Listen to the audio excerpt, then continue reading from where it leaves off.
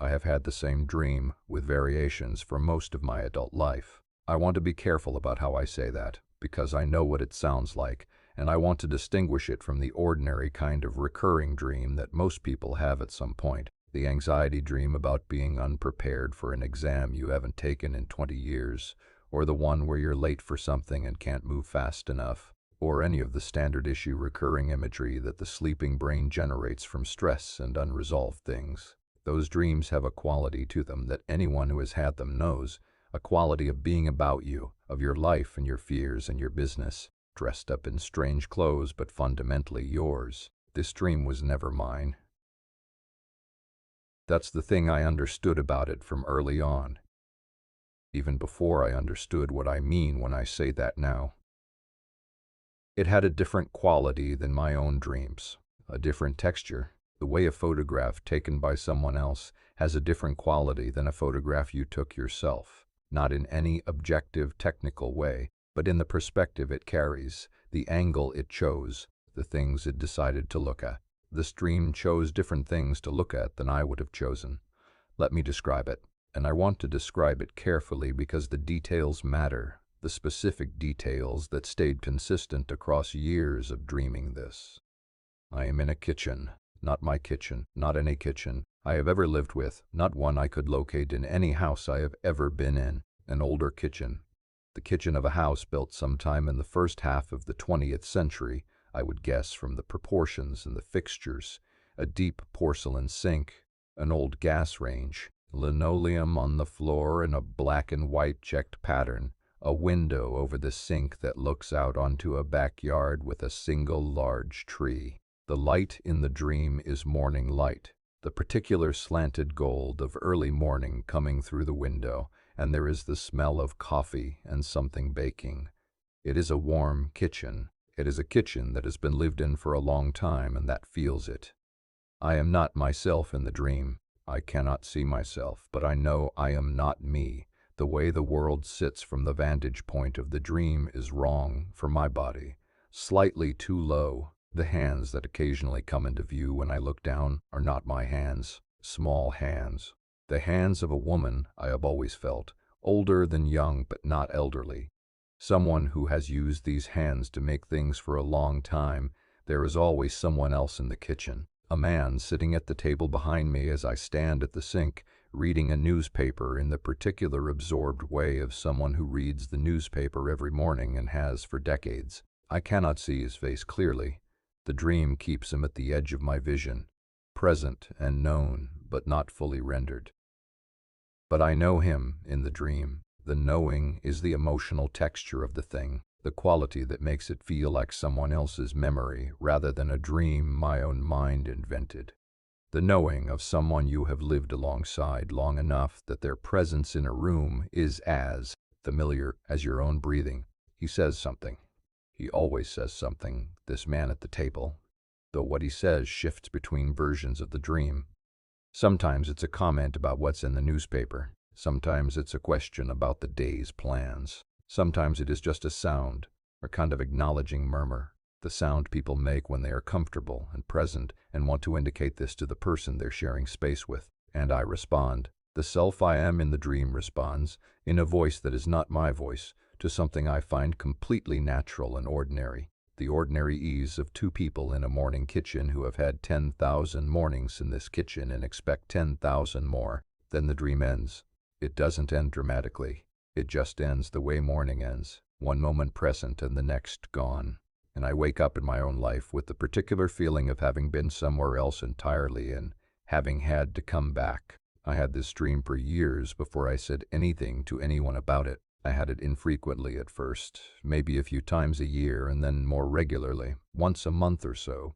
And eventually it settled into a pattern of arriving every couple of weeks with occasional clusters of more frequent visits. I kept it to myself not because it was frightening or disturbing, but because I didn't have a framework for it, and I didn't know what I would say about it that wouldn't sound strange. I told a friend about it eventually. We were talking about dreams, one of those late-night conversations that drifts into unusual territory, and I described the kitchen dream. She asked the obvious questions. Did I recognize the kitchen? No. Did I recognize the man? No. Had I ever lived somewhere with a kitchen like that?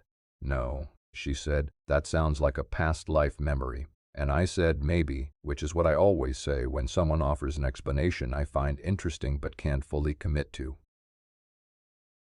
The dream continued. The kitchen was always the same. The checked linoleum, the porcelain sink, the tree in the backyard, the man at the table. The morning light, the complete ordinary ease of it, the ease that only comes from long habitation with something. About 3 years ago, I was visiting my mother, helping her sort through some things at her house, and we ended up in the particular archaeological project of going through old boxes in her attic, the kind of boxes that accumulate over decades. Photographs, documents, objects that didn't have a clear home but couldn't be discarded. We spent an afternoon with them, my mother identifying things and deciding what to keep and what to let go, me acting as the practical pair of hands and occasional question asker. Toward the end of the afternoon, I opened a box that had photographs in it, old ones, the black and white ones from the earlier part of the last century that have a particular quality. That slightly formal quality of photographs taken when photographs were less casual and more intentional. I flipped through them. Family members I recognized and some I didn't, my mother providing identifications as I went. And then I turned over a photograph and I stopped moving. It was a kitchen, a black and white photograph of a kitchen interior, the kind of casual domestic photograph that people rarely took in that era and that this person had apparently taken anyway, perhaps to show the house, perhaps for reasons that weren't clear. A deep porcelain sink, a gas range, linoleum on the floor in a pattern I knew was checked black and white, even though the photograph was monochrome. A window over the sink, and through the window, visible and leafy, a large tree in the backyard. I held the photograph and my hands were not entirely steady. I said to my mother, "Whose kitchen is this?" She looked at it. She said, "That's your great-grandmother Vera's kitchen, in her house on Whitfield Street." I said, "When was this taken?"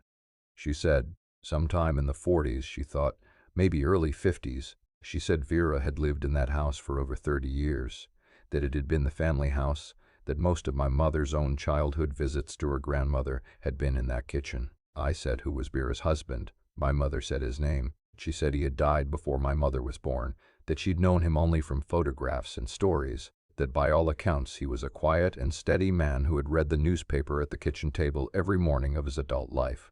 I said, "What time of day was it in this kitchen? Did you feel like when you were there as a child?" My mother looked at me a little strangely and said, "Morning mostly." Vera was a morning person. The kitchen was always at its best in the morning, she said. The light came through the window just right. I turned the photograph over, on the back in pencil, in a handwriting I didn't recognize, Vera's kitchen, morning. I sat on the attic floor with that photograph for a while. My mother watched me and didn't say anything for a bit, the way mothers know when to be quiet. And then she said, "Are you all right?" I said, "Yes." I said, "Can I have this?" She said, "Of course. I've had the dream since, fewer times and with a slightly different quality. The same kitchen, the same morning light, the same man at the table with his newspaper. But now the dream has a quality of recognition to it that it didn't have before, a quality of mutual knowing that goes both ways, as though whatever part of Vera that generates the dream now knows that I know who she is, that I found the photograph, that I am not just a visitor in her morning kitchen, but a specific person from her family who came looking and found her. I don't know how to explain the mechanism of it. I don't know whether the word I should use is memory or inheritance or something else entirely. I don't know why my great-grandmother Vera's experience of her own mornings in her own kitchen would find its way into my sleeping mind across decades and generations. I don't know whether she sent it, whether it arrived by some other means, whether the channels between people who share blood are deeper and stranger than we generally acknowledge. What I know is that I have spent years in a kitchen that was hers, standing at her sink, looking through her window at her tree, in the body of a woman whose hands knew exactly what they were doing, while a man she loved read a newspaper at a table behind her and made the sounds of someone comfortable and present and expecting more mornings just like this one. I know what it felt like to be her in that kitchen. Not all of her, not her thoughts or her history or the full texture of her life. Just the kitchen, just the mornings, just the ease of a life that has settled into itself and found its rhythm and is, in the specific hour of early morning, with the gold light coming through the window and the coffee smell and the person at the table, entirely sufficient. I find that remarkable. I find it a gift that I didn't ask for and can't fully account for, and that I would not trade for anything. Her name was Vera.